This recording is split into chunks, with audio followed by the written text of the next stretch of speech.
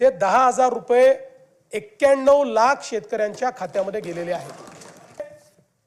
कर्जमाफीच्या संदर्भातला मुद्दा देखील या ठिकाणी आला आणि राज्य सरकारने हे कमिटमेंट केलेलं आहे। हे खरं आहे की आता आपल्यावर जो काही अतिवृष्टीचा ताण आला त्यामुळे थोडंसं बजेट आपलं अडचणीत आहे।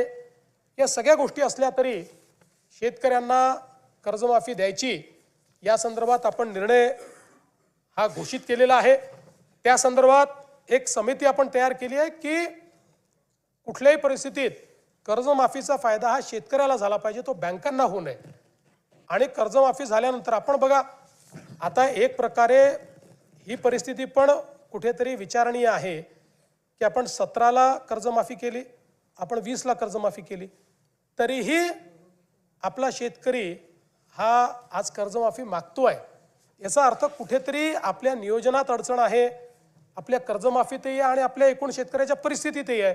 आणि म्हणून एकदम याच्यावर उपाययोजना येणार नाही, पण हळूहळू टप्प्याटप्प्यानं काय उपाययोजना करता येतील आणि मग त्या उपाययोजनेतला एक भाग म्हणून कर्जमाफी, अशा पद्धतीनं ही समिती काम करते।